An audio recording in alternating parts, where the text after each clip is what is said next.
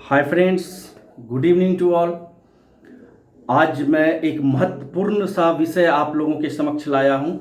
मांसपेशी जो हमारा होता है उसका मेनली भोजन प्रोटीन होता है, और जब हम वर्कआउट कर रहे होते हैं या फिर हमारे बॉडी में शारीरिक कमजोरी होती है या फिर डॉक्टर ये सलाह देते हैं या जिम ट्रेनर सलाह देते हैं कि आप भरपूर प्रोटीन का सोर्स लें, तो आपके जेहन में या फिर डॉक्टर के जेहन में सबसे पहले अंडा, मांस, मछली वगैरह आता है, जिसमें अंडा मेरा प्रायोरिटी होता है जो डॉक्टर लोग बताते हैं।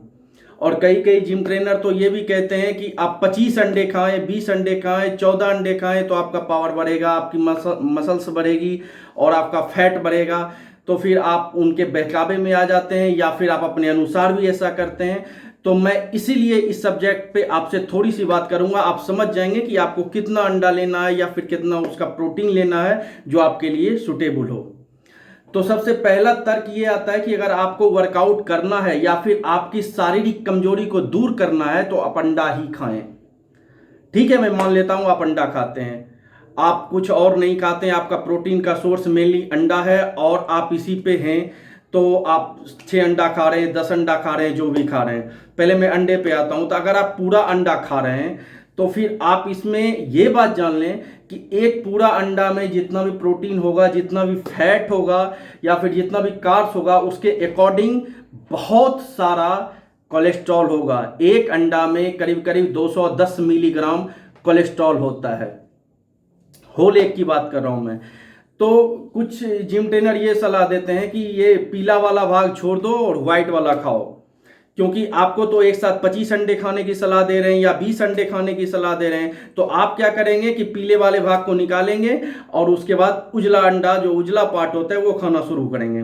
तो उजला अंडा अगर आप एक बार में 20 अंडे खाते हैं तो कोई भी जिम ट्रेनर लगभग 90% या भी डॉक्टर आपको कहेगा कि इसमें सिर्फ और सिर्फ प्रोटीन होता है, और जब तुम पीला वाला भाग निकाल दोगे तो इससे तुम्हें कोई हानि नहीं होगी। लेकिन ये सरासर गलत है।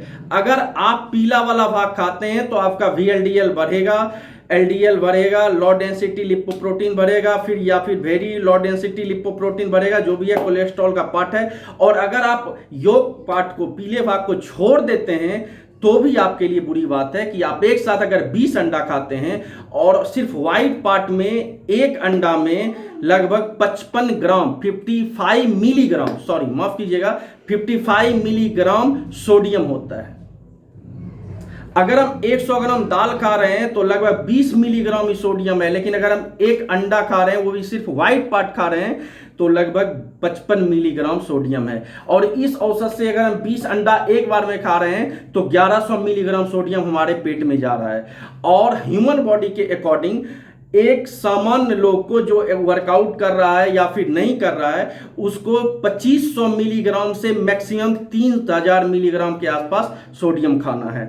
तो अगर हम पूरे डे में 3000 मिलीग्राम यानी 3 ग्राम सोडियम खा रहे हैं और साथ में 20 अंडे भी खा रहे हैं, तो 1200-1300 मिलीग्राम सोडियम मेरा यही हो गया।